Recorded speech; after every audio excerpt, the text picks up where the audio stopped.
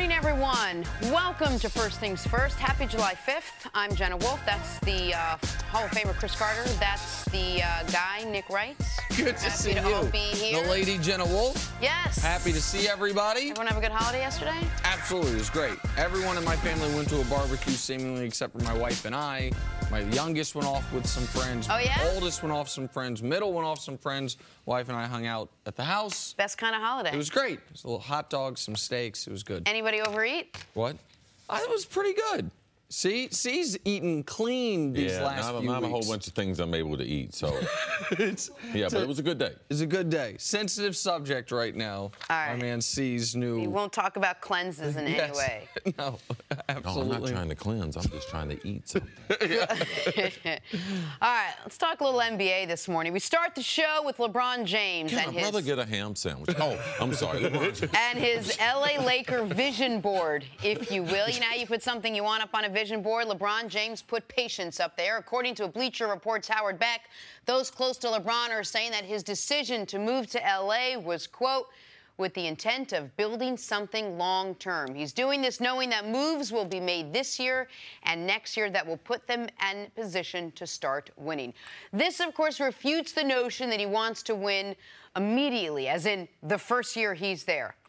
Chris Carter, how long is LeBron's championship window with the Lakers? Well, first you got to be able to tell me how long Golden State, as they stand, how long are they going to be together? Depends on that. Next summer, how well the season goes for Golden State. It's not about LeBron and the Lakers for now. Right. It should be about Golden State because they determine how long that window's going to be available. Does Clay next year, does he sign an extension?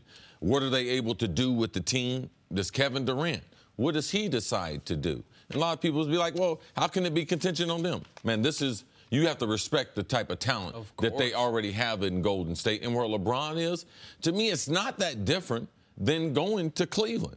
When he went to Cleveland, he said it's going to take some time. Let's be patient. And it's going to take the same thing. I do believe there is a window for LeBron, and I believe it's open probably for the next 5 years. People say, wow, that's a long time in the NBA. Yeah, it is. But LeBron has the type of body as far as his overall conditioning, his interest in doing things different to tweak that, his eating, all those things are lined up that I believe his longevity will be like no one that we've seen. And I believe in the next 5 years, there will be a collection of players that the Lakers will be able to add to their roster to allow him to have that window. But Golden State determines, especially in those first 3 years, is the window really open? Even though LeBron is there now, the window's not even open yet.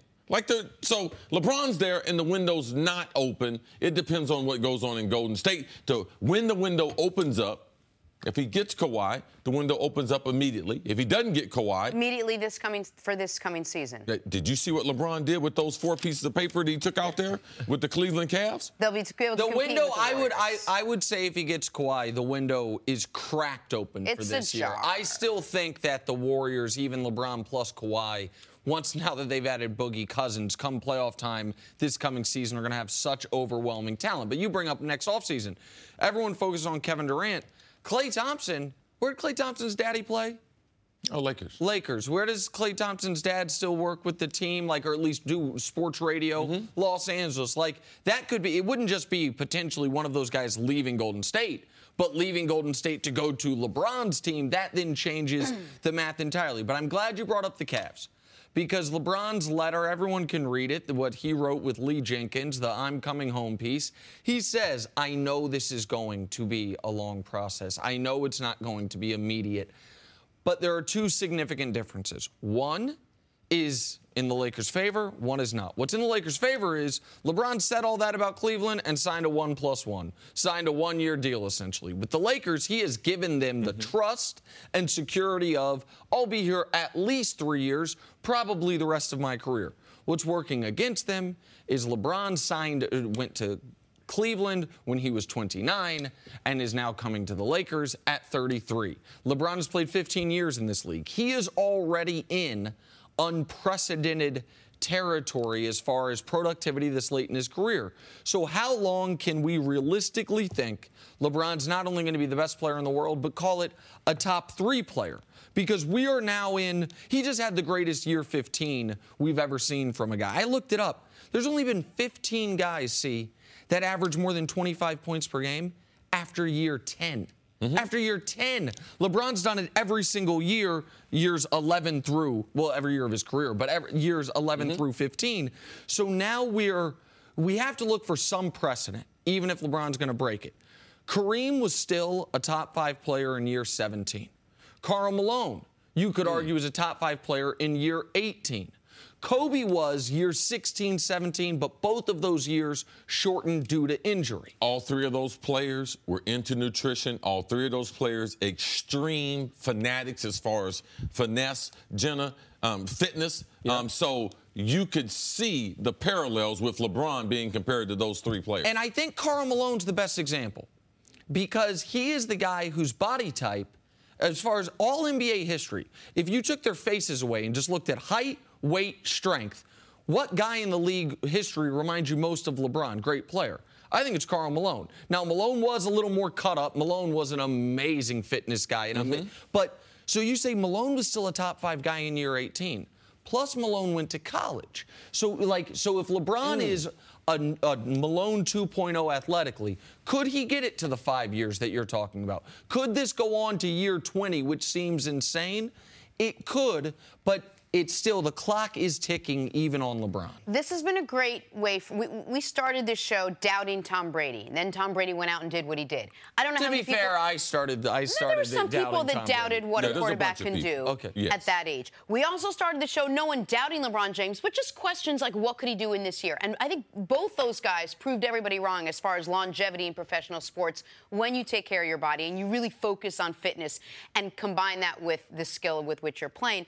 I'm curious, though, is Kawhi the only player, CC, that you think could team up with LeBron so they would contend this year? Is he really the only player out there that's available to them to make this coming season a contending season? I think so.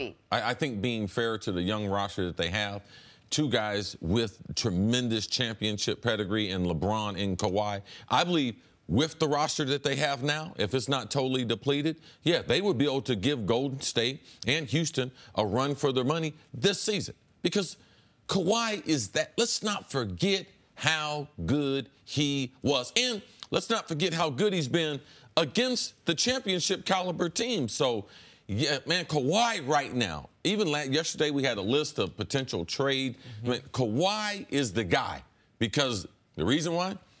He's the answer to Kevin Durant. Right. It's a matchup league, and he's the one guy. Why have the Warriors been so different in the finals the last 2 years than the first 2 years?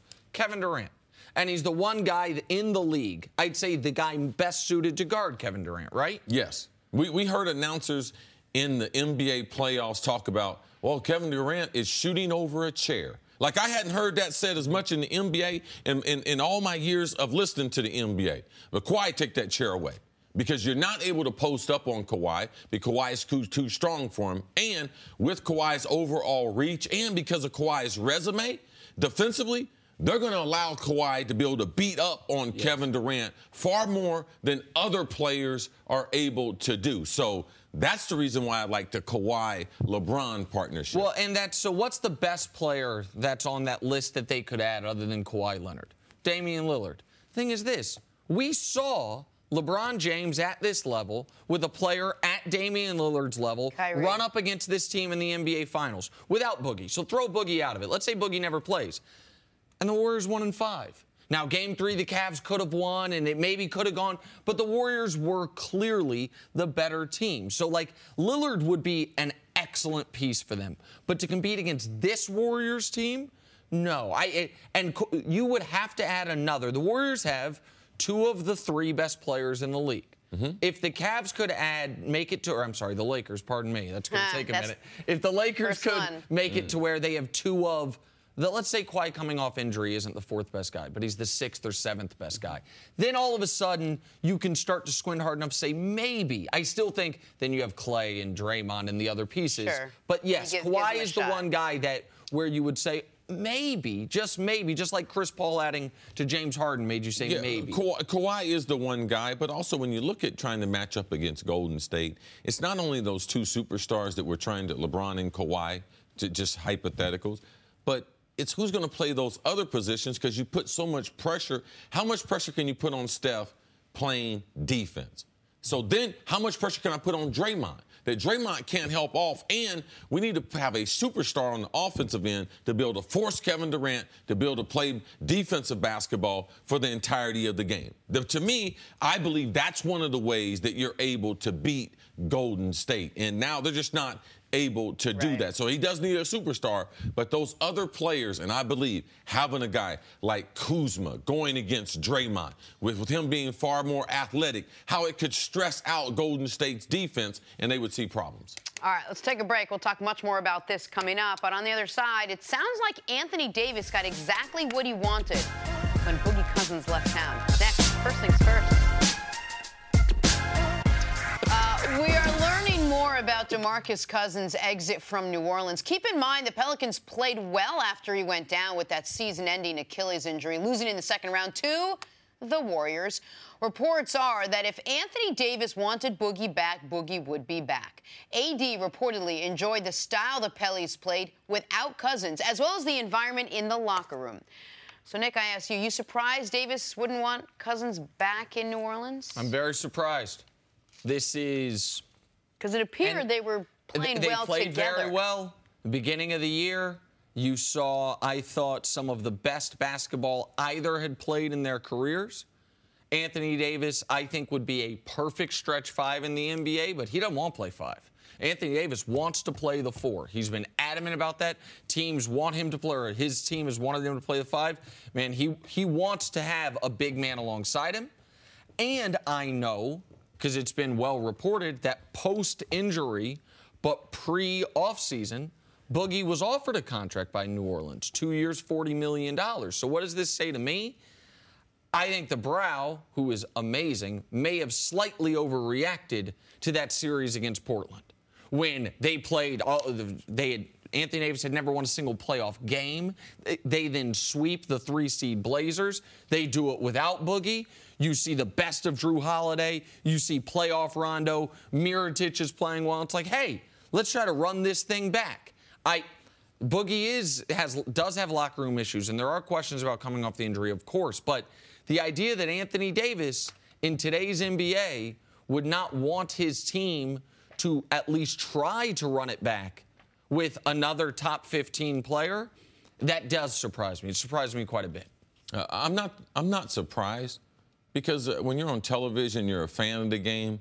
It's easy to miss on what goes on day to day. Obviously, if New Orleans, if all the reports were true, that everything was going great with Boogie Cousins, there's no way they're letting him go to Golden State at the mid-level cap exemption. There's no way. Like, there's no way you're letting a top 15 player, as Nick points out with him, leave out the door with no compensation. You were telling me, even when he was hurt, Chris, they got to sign him. He's a huge asset and everything. So, obviously, all that chemistry and everything they had in the locker room, that wasn't true.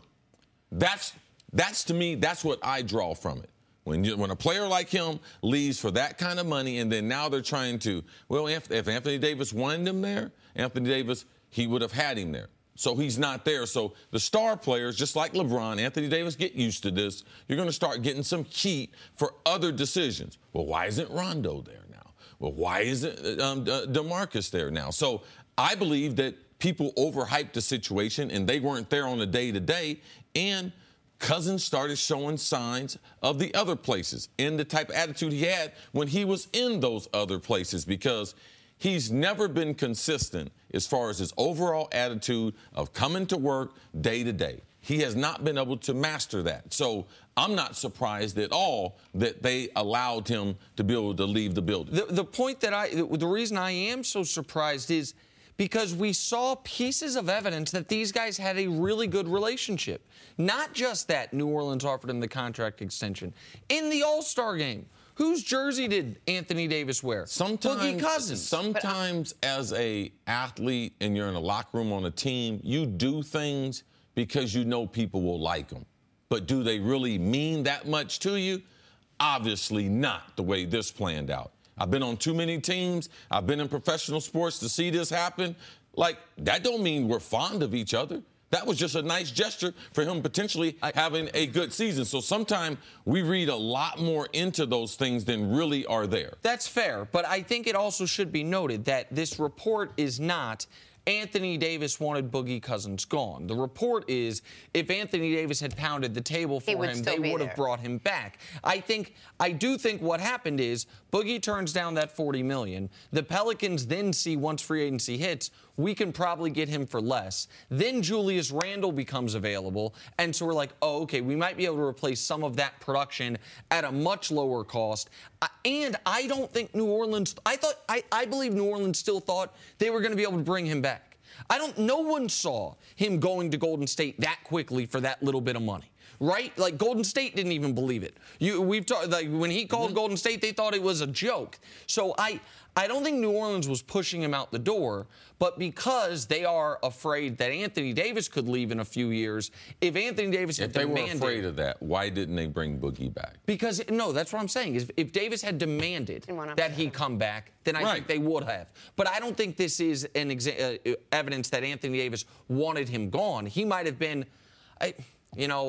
with Julius Randle, with this, like, I don't think this is that we have any reason to believe that Anthony Davis said don't bring him back, because they did try to bring him back. Okay, Julius Randle, he's not going to play the 3, right? He's going to be a 4, right? He's going to be a 4, I would imagine. So what's Anthony Davis going to play? Anthony Davis going to have to play the 5 a lot. Or, I mean, they'll have an undersized, they could maybe switch it up offense and defense. But that's one of the reasons why I didn't think, from everything I've heard about Anthony Davis, coaches want him to play the 5. Alvin Gentry likes playing that fast tempo. The signing says they want him to play the 5. Absolutely. By letting Boogie Cousins go, says they want him to play the 5. The other thing that was reported was that AD had an issue with Boogie in the locker room, or had some comment about how he was some semblance of a distraction or a disruption. Do you think that happens with this Golden State team, that team specifically? I'm very, very familiar with the coaching staff. Rod Strickland talked about how he was a coach at Kentucky when he gave Boogie the nickname. Boogie. Because he was boogieing in the post. He had a bunch of moves to his arsenal in the post for a young player. I know Coach Cal. I know there's a lot of people around Boogie try to support him, and they try to put a good spin on it. But Boogie has struggled emotionally on and off the court, no matter where he's been. So I don't like to use the word distraction because people use that all the time. This is a real issue. He has a serious mental health issue that is being dealt with, but there's inconsistencies in his personality on a daily basis. So that would affect a team and a locker room. I think Golden State is the team most equipped to deal with it because they don't need him. Golden State's the one team that could assign Boogie that if he is a distraction... But mentally, though, is that really what's best for him? Because when you know a team does not need you... Sure. What I'm saying is, if the question is, like, could Boogie derail what the Warriors have going? If he comes anywhere close to that, they can waive him. Like, they have no long-term commitment to him. Like, so if that does arise, they can move on from him. I'm going to add one other small piece that I think works in Golden State's favor. Steve Kerr gets a whole 3 months to develop a relationship with DeMarcus Cousins before DeMarcus ever has to deal with him benching him in a fourth quarter. Like, he's going to be at the practices, he's going to be on the bench, he's going to be dealing with Steve Kerr before they have those coach-player conflicts. That's due to the injury. Yeah, I believe when they see the stat sheet, when he gets in the lineup, he's going to have a problem with the minutes, with the attempts. That's what I believe he's going to have a problem. All that other stuff, until he gets on the court, because if he don't get on the court and do well, he can't get paid. And I believe that's going to be a problem. All right, let's take a break. Coming up, you won't believe the lengths that Lonzo Ball is going to stay in L.A. with LeBron. That's what's being reported. More First Things First right after this. Back here on First Things First, we are going viral. Donovan Mitchell was in a festive mood for the holiday yesterday, tweeting, "Where's the barbecues at Salt Lake? Might just pull up. Happy 4th." Well, a fan reached out, tweeting, "Come through," right by Coach Snyder's new house, with a picture of an amazing water slide. So what if you do if you're Donovan Mitchell? You show up. Oh, that's Donovan, awesome. A man of his word, showing up to the Jazz fans' 4th of July BBQ, playing some Basketball in the pool, I love it. How cool is that, C? How amazing for that fan in Salt Lake. Oh, yeah, it's got to be amazing. 4th of July, man, the star of the team shows up. Spider-Man? I mean, my goodness. He's doing like a tour, essentially, of the Salt Lake area, kind of trying to remake so Utah's always had a tough time attracting free agents, attracting superstars. You had Stockton and Malone, which was a perfect storm of guys whose personalities kind of fit that community. Since then, they got Darren Williams. He eventually wants out. He's trying to remake the image of that city as a whole. It's a really cool thing he's doing. Looks like they got some drinks, though. What? They are in Utah, right? Yeah, well, I don't think it's a statewide prohibition. I just think a hand on a leg behind. Yeah. Questionable. That's Jenna pulling the Chris Carter. That's what Jenna saw. Look at what Jenna's noticing. You're right about that. Saw that? Good call, Jenna Wolf. Thank you. I thought that's what we were all looking at. Yeah. There's 2 women. That is. Oh, I think that is. You know what? That is correct. Are you sure they're in Utah? Oh, my goodness. Hey, we got a big move on. Time for stories to start your morning, brought to you by Ace, the helpful place. Joey Chestnut extended his streak of dominance at the Nathan's hot dog eating contest, winning his 11th title, scarfing down a record 74 hot dogs, buns and all, questioning the technique. He said, quote, "I found a vicious rhythm. I say, quote, gross." CC, do we start putting Chestnut in the conversation with guys like LeBron James and Michael Jordan and Tom Brady? Oh, no, we put this one right up there with the biggest waste of time on television. That's what Joey Chestnut is. Absolutely. It's my pleasure to put him in there. It's once a year. See, this is part of Americana. It's tradition. Now, I will argue this, though. I feel like the Hot Dog Commission needs to get together and do something about the what's exciting about this, though? Look at this. Listen, like, what's exciting? Tell me. It wouldn't be exciting. Look what he's doing there. I understand. Let me finish real quick. He's double-fisting a hot dog. Yes, he is. That is correct. We got to do something about the water, though. We got to do something. I understand the records will come down. It's like a juiced ball in baseball. No, you have to. You physically can't digest it all without water. Well, you can't be dipping the buns in water. Like, listen, I don't care if the record becomes 11. Whatever it is, I want to see. I think the digestion thing happens way down the road. No, but you can't. She's right. You can't fit that much in without. I understand what Jen is saying, which is why I think the water is a performance-enhancing drug in the sport, and I need it regulated. I need it regulated. Yeah. To the NBA now. According to reports, real sports now for you, CC, Lakers head coach Luke Walton had no contact with LeBron during his recruitment and still has not met with James since he signed that 4-year deal. Chris, is this anything to make a deal about in any way, the fact that they haven't met yet?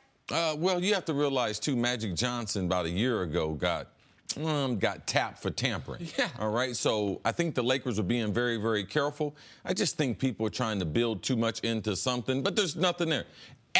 At free agency, he met with Magic Johnson. At 12:01 a.m. Yeah, what difference does it make about the coach? Well, here's the thing. People need to understand the timeline. He wasn't allowed to meet with Luke Walton in any capacity until 12:01 a.m. Sunday night. Right? Saturday night, Sunday morning, I should say. He met with Magic. By Sunday afternoon, he and his wife and his closest friends were on a private plane to Italy, where they are now. Like, he's in the same draft class as Luke Walton. He played against Luke Walton. He knows Luke Walton. Like, there was no time for that. If this thing went on till July 10th and he never met with Luke, that would be something to look at. He made his decision in days. Like, that's... Yeah, he hadn't talked to us yet either. Right. It's a good point. We're waiting on that. It's a good point.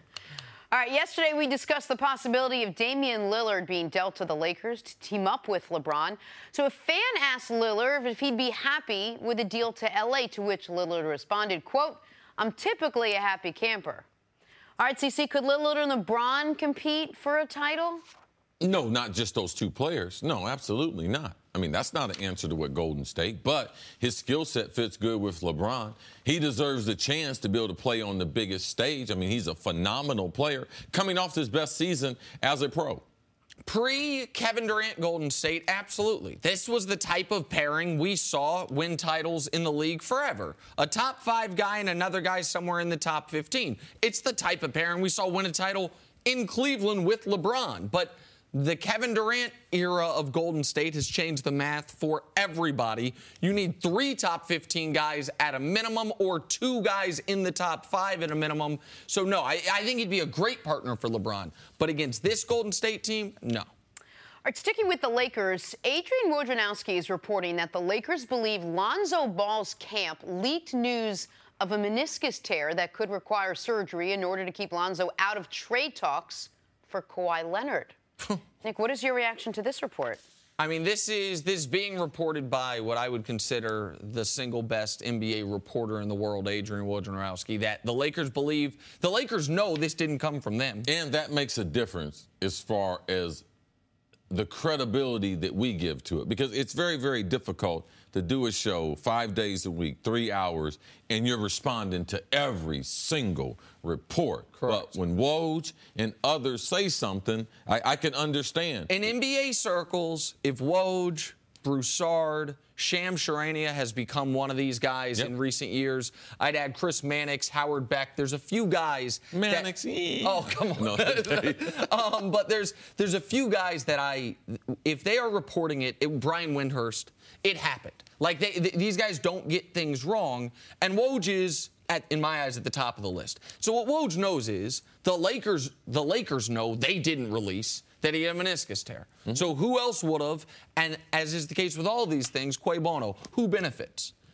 And if they're right, and this is almost one of those things, by the way, it doesn't matter if they're right. It's that they believe it, right? It's that the Lakers believe that this is in the realm of possibility for Lonzo and his circle to leak something that they didn't want leaked in order to make sure he can't be traded. And my reaction is Lonzo is in some dangerous territory as far as what people think of his value as a player compared to what people think of his value of everything else that goes along with him. Because I think Lonzo's a good player. I think he's going to be a very good player. But there's so much noise that surrounds him, and we are such a point guard heavy league that Lonzo can become more expendable than his talent should make him. Yeah, I think it's he's in a tough situation because him and his family, they think they know more about professional sports than what they really know. And there's a tremendous misunderstanding to, does the league need him? The Lakers? Man, the Lakers don't need him. Like, as bad as the Lakers were when they drafted him, like, they were in need of a star. But now with free agency and with them clearing all this cap space, like, they don't need him. And they have the star of stars in LeBron James, who he's not going to say anything. I'm sure LeBron wants to play with young, talented players to help groom them. But LeBron can pick and choose. So not only from the organization standpoint, when you have the star player, I want LeBron 100% balled in. I want him to, Nick, you mentioned the letter that A.S.M. that he wrote about LeBron, and people kid about it and everything. But LeBron has had that type of impact on players, and Jetty's not nearly as talented as Lonzo. So for me, that's what I get concerned at, because as a veteran player, how much am I going to extend myself? Now, Randy Moss got 100% of my undivided attention. My phone was always on for him. Man, I don't extend that to everyone on the team. Right. Like, you like him and everything, but you're not going to extend that to him. And Lonzo ain't Randy. Lonzo really good. But Lonzo is not a generational freakish talent. Like, and I don't know what you extended to Randy. I know I'm crossing generations now, but I don't think you would have extended it to Justin Blackmon, a guy who was a very good talent but had significant issues. Like, I don't mean to pick on Justin Blackmon, but I'm just a guy drafted in a similar spot. Here's the other thing that could be a shame of this if this doesn't get right. Lonzo is the perfect point guard to play with LeBron. Stylistically, great vision. Now, he needs to be able to shoot better. I understand that part of it. But stylistically, the way he plays, ball doesn't stick, unselfish the way LeBron is. Like, there are a lot of reasons why that pairing actually really works, even though there's a generational gap. But if you're all of a sudden proactively leaking things the team doesn't want leaked, because essentially what you want to do is undercut their ability to make their roster the best way they see fit, that ain't great. And I don't know that Lonzo did this, but I do know that the Lakers think he did this. And so that ain't great. And was Rondo brought in to maybe take some playing time or to be in there until Lonzo is ready to come in? And there's a lot of ways you can look at it. Was Rondo brought in as insurance? Was Rondo brought in as a replacement? Was Rondo brought in as a response to the Lakers believing this? Like, there's maybe all of the When you above. have a young point guard like Lonzo, you need a veteran, and you'd like to have a guy that's got some experience starting, some experience in the playoffs. That's what happens who Rondo is. Now, what they've done with their insurance is if you get hurt, you have another starter. If you have some other type of issues, you do have another. The Lakers are trying to fill out their roster. And Rondo is the great complement to Lonzo being a young and up-and-coming point guard. All right. And they're trying to fill out their roster with guys that'll take one-year deals, so they stay open for next offseason. So Lance it's a Stevenson, smaller Rondo, JaVale, JaVale KCP. McGee. Yep. All right, let's talk NFL. The anticipation very different for the young guys coming in than it is for the veterans coming in. There's mental prep, there's physical prep, there's prepositional phrases. It's also those things. Ben Roethlisberger thinks he has to be careful at the start of this season, saying, quote, "It's a fine line I walk at this age of resting and getting my body enough rest for the season and of working out to prepare." Cece, how important is the offseason for older stars like Big Ben? I mean, it's very important. I mean, Ben, he ain't spending a whole bunch of time in the gym, though.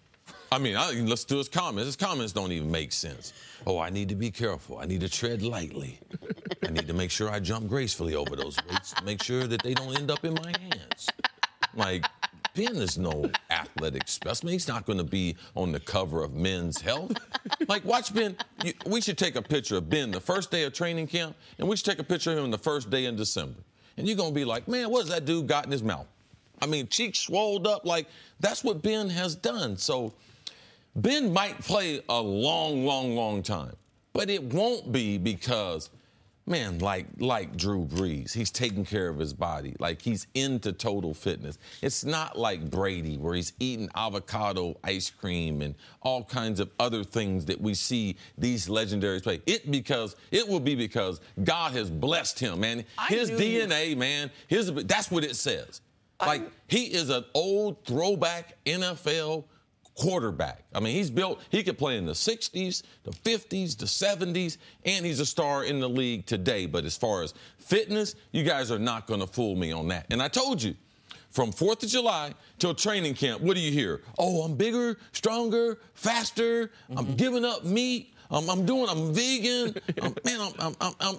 You're not even in the league anymore, and you started doing it. Yes, dog days of summer. I'm bigger, faster. I'm trying to beat less of me. Right. But this is what you see. So you have to be careful in watching this. But I've been around this league long enough, and I know Ben Roethlisberger. Listen, I said in the morning meeting today when you were in your office, I said, Cece's going to say something along the lines of touched by God or God-given gifts, something like this. Because here's the thing with Big Ben.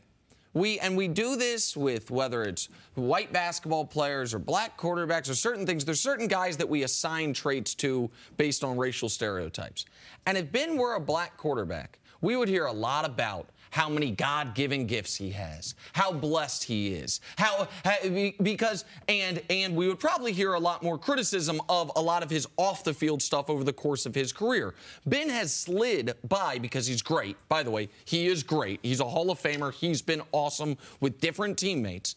But also because we just think, oh, okay, the quarterback of the Pittsburgh Steelers looks like Ben Roethlisberger, must be a hard worker. Man, maybe he's a great film studier.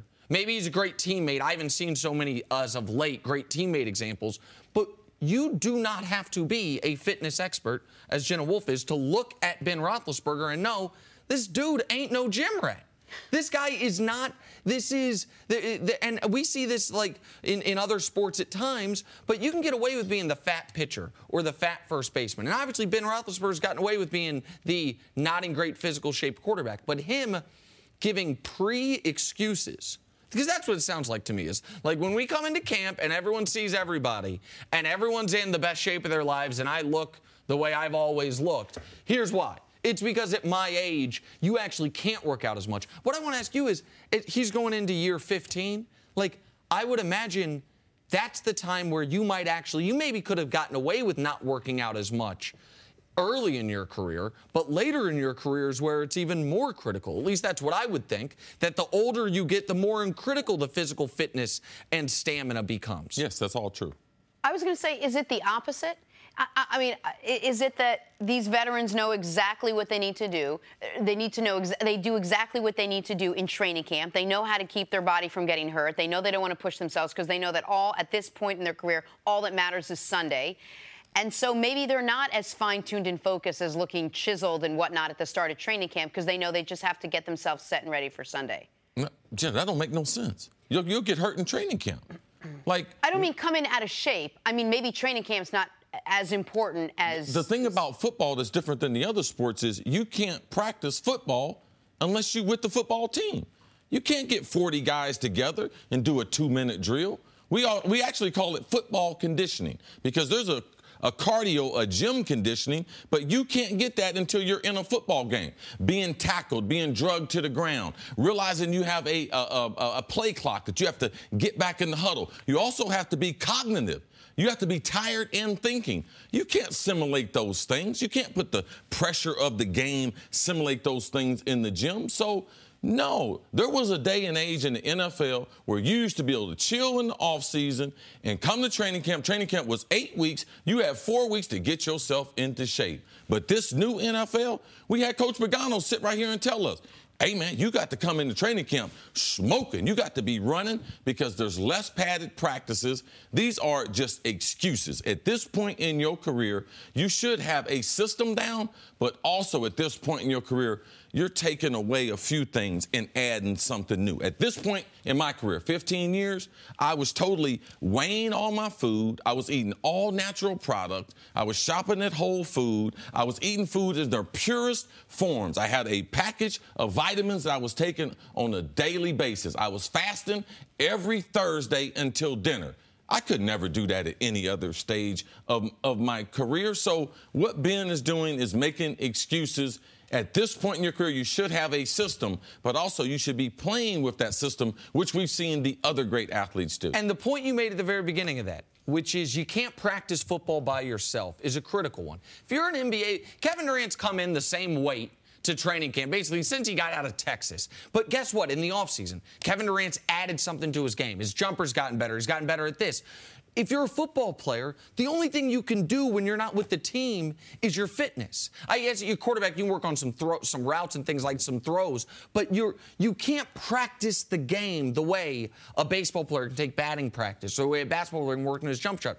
All you can do is work on your body. That's all you can do. Last year, remember in the summer, we saw Hoodie Melo, but we also saw Chris Paul and other players. Lance, we joked about him being in the video. Man, at this summer, at the end of the summer, you can go to Los Angeles and New York, and you will find gyms full of basketball players playing against each other and up-and-coming young players, high school and college players. You can't simulate those things in the NFL. An NFL guy will not kill, but severely injure a college guy.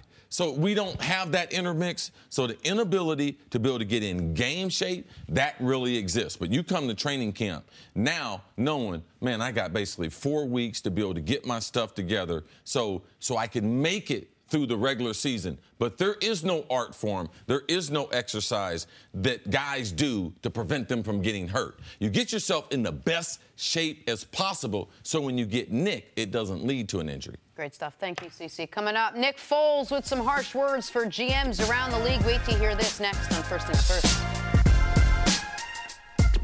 Welcome back to First Things First. Super Bowl champ Chris Canty is in the building. Chris, thank you for joining us. Good to see you guys for having me. One more day until vacation. I'm not buying that for the third straight day. No, I'm serious, Jenna. One more day. That's it. Listen to me. Because you work both jobs tomorrow, right? Yeah, and then you're out of here. And then I'm out of here. Chris, until you are not here on the set, I do not believe you. Twice now I've wished Chris Canty because he told us a fond farewell, a great vacation. We'll see you again in the fall, to which he just shows up the next day. He's got to go to South Carolina. Oh, I started all. I know. I'm done. Say it again. You got to go to South Carolina and get in shape for the season. Absolutely. Right. The long haul of football with what you do. Only shape I'm getting in is rounder. Okay. That's it. That's about it. All right. Nick Foles has gone from second-string quarterback to Super Bowl MVP and Philadelphia legend back to second-string quarterback. Not the most common story, but it does have a fairy tale feel to it. And while most fairy tales end with a happily ever after, this one is just happy. Nick Foles says he's totally happy as Carson Wentz's backup. I would love the opportunity to lead a team in the right situation. I'm not just going to step into a situation that I don't enjoy the people I'm working with. I don't necessarily like the offense. It's not fun. I want to enjoy where I work. I want to be with people that, there's GMs listening to what I'm saying right now say, I don't want a guy like that. Everything's got to be football. He's got to want to be a starting quarterback. He's got to want these things. And quite frankly, I don't want to play for you because you're not going to get who I am. Chris Kenny, some would interpret those comments and say, well, Nick Foles just doesn't have the fire in his belly, that every guy should go out there and be a number one or fight to be a number one or have that within them. Nick Foles doesn't. What do you think about that? To me, it sounds like a player that's self-aware enough to understand who he is and who he's not. And everybody is not going to be a starter in the National Football League. I think Nick Foles is a very good backup. He proved that in the 6 games he stepped in. When Carson Wentz had the ACL injury, the team went 5-1. He was able to win them a Super Bowl, and he got Super Bowl MVP. It was a fantastic performance. I think in a small sample size, Nick Foles is a good quarterback under the right situation with the right supporting cast. I think that 2015 season that he had in St. Louis under Jeff Fisher was enough for him to realize that he's probably not a starting quarterback that can elevate the play of everybody around him, but he's a starting quarterback that can do a very good job if he has a good supporting cast, and that's exactly what the Philadelphia Eagles had on offense. They had an offensive line that was probably playing the best football of any offensive line toward the end of the season. They had a complement of skill players that were able to get the job done. Alshon Jeffrey, Torrey Smith, Zach Ertz, those guys. And I think the Philadelphia Eagles have done nothing this offseason but improve that. They drafted Dallas Goedert, and, of course, they've got that complement of running backs in the backfield. Nick Foles is fine in this situation. I don't think the teams or the GMs that are critical of him not wanting to be a starting quarterback elsewhere understand exactly what Nick Foles is. Listen, he's absolutely right that some GMs would hear that and be turned off by it.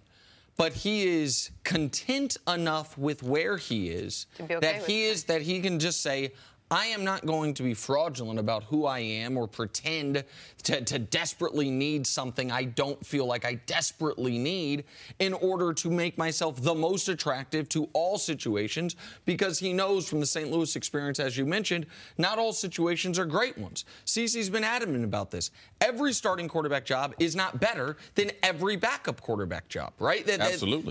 The job he has right now, it's better than a handful of starting quarterback jobs in this league. And what the Foles situation has taught me is a point that you've talked about, forget Foles, for the entirety of the show, system players. How many % of players in NFL history do you call system players? 99%. And Nick Foles is like a real-life, testable example or experiment for that. We have seen him throw 27 touchdowns and 2 interceptions in one system. We have seen him be so bad he was contemplating retirement in another system. And it makes me want to pause on my evaluation of almost anybody and say, okay, how much of that is their talent level, their drive, their work ethic, and how much of their performance is the situation in which they're in? Like, Foles is a great example that you could have such difference between performance depending on, I don't think he worked harder in one year than the other. I think it was the coaching, the players, everything around him. It's harder work in the NFL when you're losing. Because what I've been taught since I came into the league and played 16 years there was that we get paid to win. You don't get paid to play. Like in college, that's different. You're getting a scholarship. You're there, room booked board. You're there to play. In the NFL, you're getting paid to win games. So if you're not winning, it is a lot harder. I mean, all the jobs are hard. All 1,800 of them are hard, difficult. And that's what people don't bake into their equation of oh, man, if I was a backup, I'm telling you, I go out there and get that job. I don't care where it is. I could be a starting quarterback in the NFL. Well, that's most people's reaction. But most people, too, they don't bake into it. Man, I don't like to get hit. And all offensive players, none of them want to get hit. Running backs, quarterbacks, wide receivers, we don't want to be hit. And Nick Foles saw that in losing football games and playing on mediocre or bad football team, the quarterback pays for it. Like those quarterbacks, they have dreadful seasons. So is that fun to go to work? Maybe you're making a little bit more money. But every day you're on the internet. Every day they're killing you on Twitter. All the print stuff is about you and how bad you are. People forget that. Nick Foles is very comfortable. All right? Now, I disagree with you. I believe that Nick Foles, and he told me, he believes that he's a starting quarterback. But I'm not going to put myself in a bad situation because I can't win. And when you're not winning in the NFL, it is a different game. Well, here's what I'll say, and I'm going to piggyback on your point about the criticism that he had coming off of that season that he had in St. Louis. When you look at what Nick Foles was able to do for the Philadelphia Eagles last year, his contribution to the team, first of all, Howie Roseman in the front office addressed the contract, gave him a little bit more money to reflect his production. But the pressure's off of Nick Foles in Philadelphia. He won them a Super Bowl, and he's enjoying that. Their first Super Bowl title. So he can take over for this team at the beginning of the season and hold down the fort until Carson Wentz is healthy enough to play football, and then he can resign himself back to that backup role. But Nick Foles is going to be in a comfortable situation just because there's not going to be a lot of criticism directed toward him. If they don't win another championship, it won't be because of Nick Foles. But this is a good example, though, of the benefit you have at being content where you are, either in your profession or your life. Like, when you had the opportunity before you teamed up here. You were weighing options. You were weighing decisions about what you wanted to do next. It was always going to be involved in sports, but you had opportunities to coach. You had opportunities here. You had opportunities at other networks. You had opportunities, I'm sure, with the business you and your brother run. But where you were in a position of strength was you were happy no matter what. You were going to be fine no matter what. You weren't desperate for something, I got to go get it, so you can make your best decision. Nick Foles is very fortunate that the status quo is great for him. So he doesn't have to worry about trying to super impress every GM in football. He can say, the GM I want to work for is one that hears what I say and say, oh, I get that.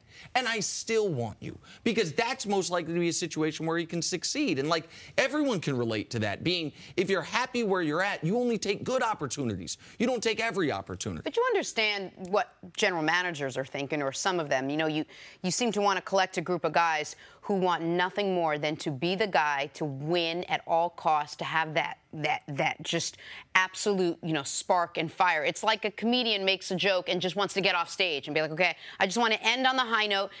Whatever I do, if I go back out there, it's never going to be as good as what I just did, so let me just stop. I think general managers, maybe there's a fear that there's a little bit of that in Nick Foles, and maybe that's what they're referring to. Well, I can see where you're going with that, but I don't think Nick Foles' commentary is reflective of his competitiveness. I think Nick Foles is a competitor, and if he's in the right situation, he can be a productive player. He's already proven that. But he's got a great situation in Philadelphia, and he's not going to leave that situation unless he puts himself in a better situation. And it's hard to imagine that you can play quarterback for a more talented roster than the Philadelphia Eagles currently have. And I think what he's saying right there is, if you take those comments and you twist them, not you, but as a GM, you twist them to make it out that he doesn't love football or he doesn't care, then that's not the type of person I want to play for. Okay. That's what he's saying. He's saying that if you take those comments and you make them into a negative, then we're not going to have a good working relationship. Yeah. It's not going to be fun having you as my boss. I want to work with people who know who they are, and they don't lie to themselves every day. And Nick Foles right now is telling the Eagles, this is who I am, and this is the truth. And that's the reality that a lot of people, most people, they don't want to live with that reality. All right, we've got to take a quick break, Chris. We'll see you a little bit later on in the show. Coming up, is the window already closing for LeBron in L.A.? What? They just moved into the house. That's next on First Things First. Welcome back to First Things First. NBA champ Antoine Walker joins us now. Welcome, Antoine. Good to see you, sir. Yes, sir. How's it going? Good. Yeah? Yeah. Lots to talk about. Let's start with Boogie Cousins. DeMarcus Cousins, now a Golden State Warrior. We know that. But could he have still been a Pelican? We're learning more about Boogie's exit from New Orleans. Keep in mind, the Pelicans played well after he went down with that Achilles injury. Reports are that if Anthony Davis wanted Boogie back, Boogie would be back. AD reportedly enjoyed the style that the Pellies played without Cousins, as well as the environment in the locker room. So, Antoine, I ask you, could you see Boogie disrupting the Warriors' locker room as well, the way AD is insinuating he might have done in New Orleans? Well, let me give you 2 points. The first one about, Anthony Davis and DeMarcus Cousins.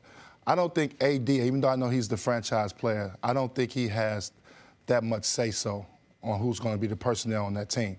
They may ask him, but I don't think so. And then you also got to realize, I played with Paul Pierce. We played together 7 years. When Danny Ainge came in and took over, I thought I was going to be there. I thought me and Paul were best friends. But he couldn't stop them from trading me. It wasn't his call. It was Danny Ainge's call. It was the ownership's call. So they know that. When they decided not to sign DeMarcus Cousins back, it wasn't on Anthony Davis. He probably would have liked to have him back. They probably were good friends off the court. But on the court decisions, they made an on-the-court decision based off DeMarcus Cousins' attitude. Before we get to the Warriors part of this, I just want to follow up on that, though.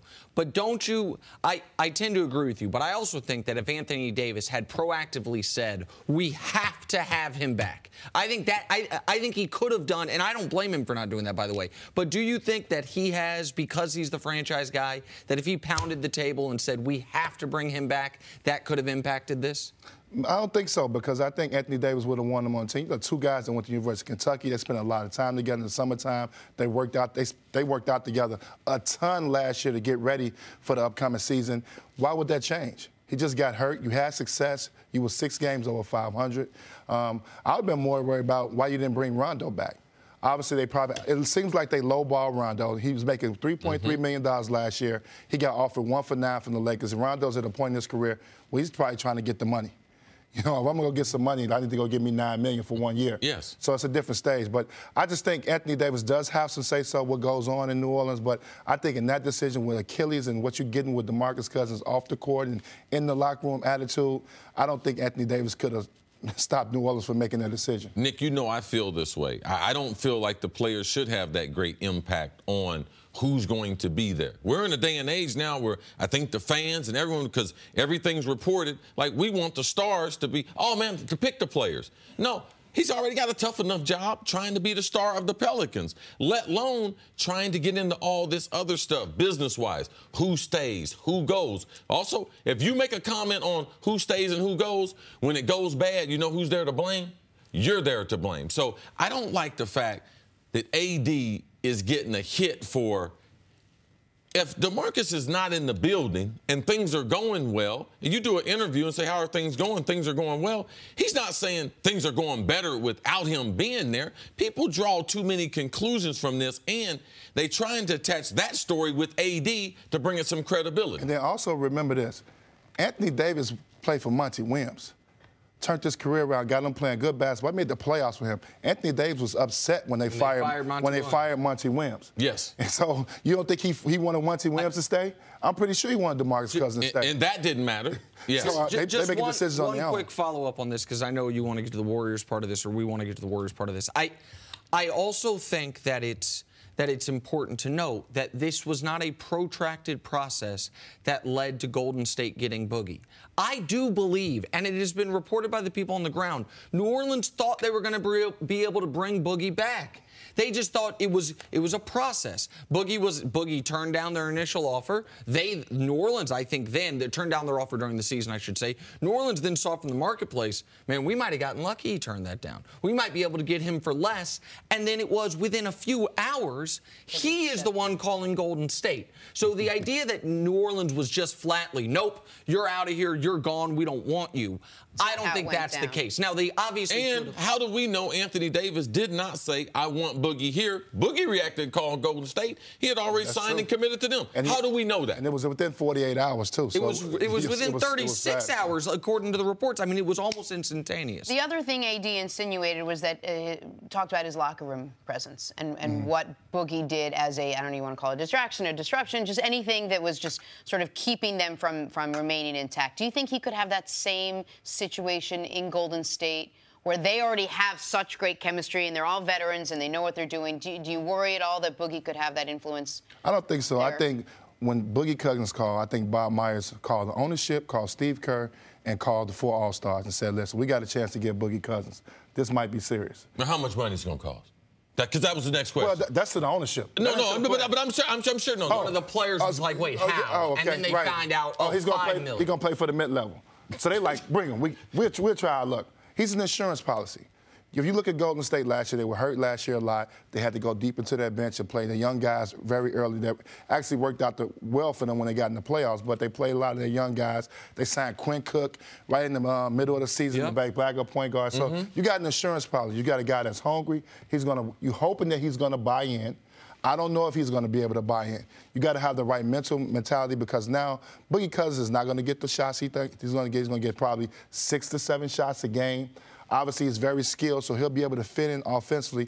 I said this yesterday, defensively, he's going to struggle in the pick and roll. But that's only going to be with certain teams in the Western Conference. You know, Houston, Portland, OKC, those teams are going to put him in. They'll put him in a ton of pick and rolls. So those games, he probably won't get a lot of minutes. But for the most part, he'll be able to play throughout the season and give them some offensive production. It'll be interesting to see. Obviously, you don't want to insult the man and not start him. So you're probably going to start him, but he'd probably be better coming off the bench where he can be featured and get more offensive plays. But I think he'll be fine. And if it doesn't work, they can let him go, Jenna. They can just be like, listen, you're gone. But that's his skill level. What about his personality? Does that really rub but if anyone the the wrong way? personality doesn't work, that's his point, is they can move on. They can just get rid of it. They can just move on. I mean, he's a high-tech guy. He gets after the referees a lot. He plays the game with a lot of emotion. He goes after the referees. Draymond Green does it. But their whole team go after the referees, so he fits right in that way. Right. And we should clarify one thing real quick. Anthony Davis, there's no quotes from him on any. It was just part of the report. There's a report Absolutely. that this is true. So, like, when Jenna said Anthony insinuated, like, it's according through to the report. It's the same in the report that said exactly that right. he may not have. We know Anthony fought. Davis, big fan of the show. Don't want him watching saying, hey, No. ain't nobody got no quotes from me on I'm this. mad Rondo not there. Okay. I thought that's He's like, what I'm I'll mad give you at. more issues, AD, not just that one.